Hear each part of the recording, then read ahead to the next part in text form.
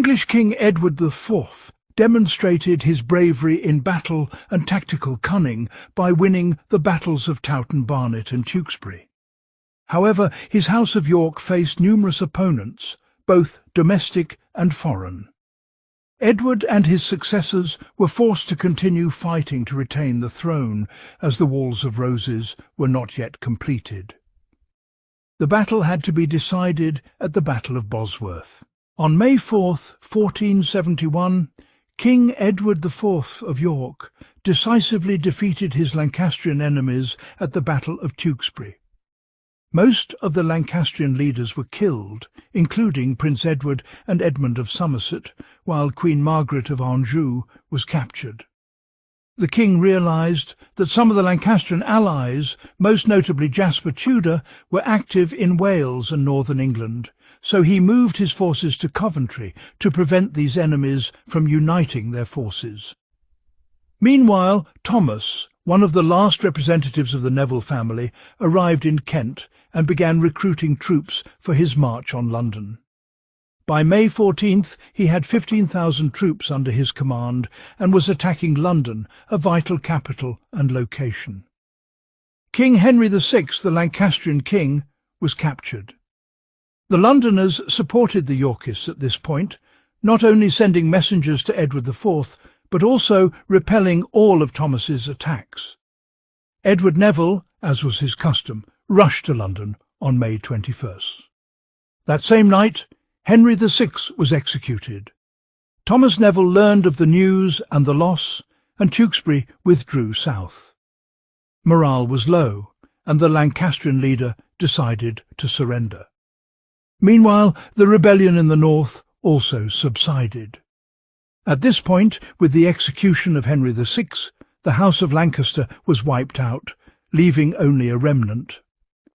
14-year-old Henry Tudor was a rival to Edward IV, and his claim to the English throne was weak due to his maternal connection to the Beaufort family, descended from Edward III's son, John of Gaunt. Henry Tudor was with his uncle Jasper in Wales at the time, and when they learned of events in London, they decided to flee. They were headed for France, ruled by Henry's cousin, Louis the Maine, but a storm forced them to land in Brittany. Its ruler, Duke Francis II, was willing to use Henry as a bargaining chip. Dealings with France and England meant that the Tudors became part of the hostages and guests in Brittany. Francis refused bribes and threats from the English king over the years. However, England had entered a period of relative peace, as Edward had no real opponents. Louis XVIII had traditionally supported his enemies. So when the Duke of Burgundy offered to help the Old English claim the French throne with his troops, Edward agreed, and in 1474 they signed a treaty in London. In June 1475 the English reached Calais, but received no support from Burgundy. Neither Edward nor Lily were willing to fight, so the former bribed the latter into signing the Treaty of Picquigny. During this period, relations between the English king's brothers, Richard of Gloucester and George of Clarence, became strained. In 1478, George was accused of plotting against Edward and was arrested and executed. Richard had supported Edward during the Wars of the Roses. The king elevated Richard to a position of influence. Edward controlled northern England, and although he was only 40 years old, he fell ill in 1483 and soon died. There are several theories about his death, including poisoning. However, his 12-year-old son, Edward V, became king, and Richard of Gloucester assumed the role of regent. On his way to London, Richard ordered the arrest of Queen Elizabeth Woodville's relatives and closest allies. Edward V and his brother were imprisoned in the Tower of London just a few months later. The children of Edward IV and Elizabeth Woodville were later declared illegitimate, and Richard III ascended the throne.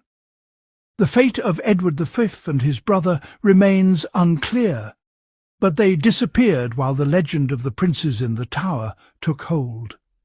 This apparent seizure of power again stirred up the political situation in England.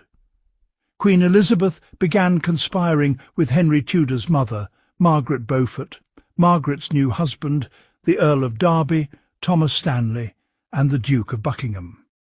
Henry Stafford also participated in this plot in the autumn of 1483. While Buckingham of Brittany began a rebellion in western and southern England, severe storms prevented Henry from landing in England, and Buckingham was slow to join the other rebels. Richard quickly defeated the rebels.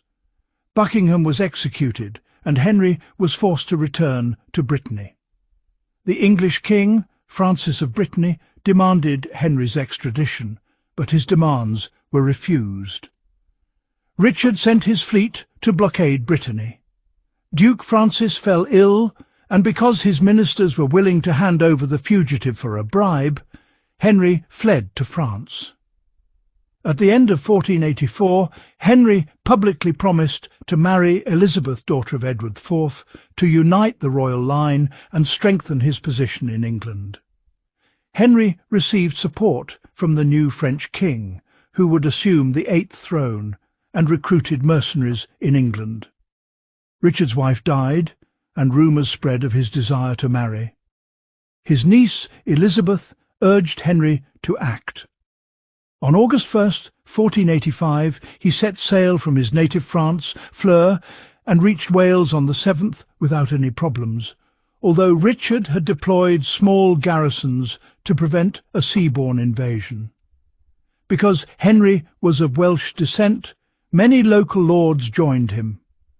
On the 15th, he entered England near Shrewsbury. Meanwhile, Richard learned of the landing on August 11th, and took several days to gather all his forces. On the 16th, York's forces began moving toward Leicester. While this gave Henry an opportunity to move toward London, he also mobilized his forces toward Leicester, as he had allies in the area and needed their help to win. Henry gathered these allies and approached Richard.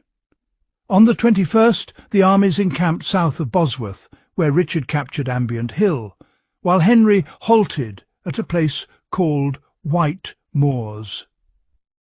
Thomas Stanley appears to have promised to join both sides, but instead encamped at a hill called Sadling, then turned south of Henry. Richard Tudor had over 5,000 troops, while York may have mustered an army of around 10,000. Stanley's 5,000-strong army was a valuable asset on the morning of the 22nd. Henry organized most of his forces into a single large unit led by Joan of Arc, a Lancastrian veteran of the Battle of Barnet, while he commanded a small reserve. The Tudor army began advancing toward their numerically superior enemy.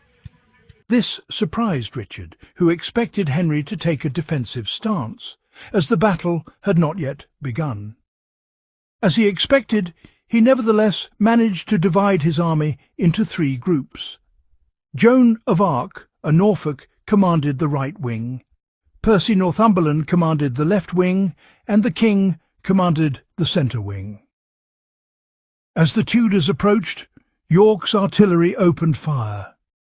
Oxford prepared, and his forces began moving to attack York's left wing. This led to direct contact between his lead division and Norfolk's division, and the artillery bombardment was halted to prevent friendly fire, despite the Yorkists' numerical superiority. Oxford expanded his ranks on the march before the two groups finally clashed. The chariot horses began to repel their counterparts. Meanwhile, Northumberland, on Richard's left flank, retreated, either out of betrayal or fear that Stanley, who had not yet moved, would attack from the rear. Richard needed to bypass his centre to descend the hill, but his movement was too slow, allowing the Tudor rear to advance and attack Norfolk from the right upon sighting Henry's dragon.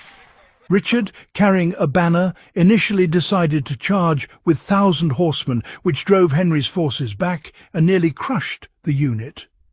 But the contender for the throne held firm, and his bodyguards were able to repel the attack. Oxford also supported his vassal, sending a group of lancers to attack Richard from the left.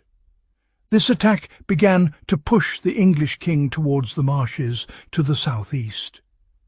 At the same time, Stanley sent his younger brother William to join the battle, attacking Richard's group from the right. This proved to be the final straw. The knights surrounding Richard began to die, and he was soon killed by a blow to the head. The news of his death ended the battle. Casualties are disputed, but they appear to have been relatively low, as the battle lasted less than 2 hours and was decided by a clash between two groups of knights. A few months later, the victor ascended the throne as Henry VII, establishing the Tudor dynasty, although the new king had to defeat a number of rebels and pretenders. The Wars of the Roses ended, and the Tudor dynasty played a crucial role in English history, although it eventually died out.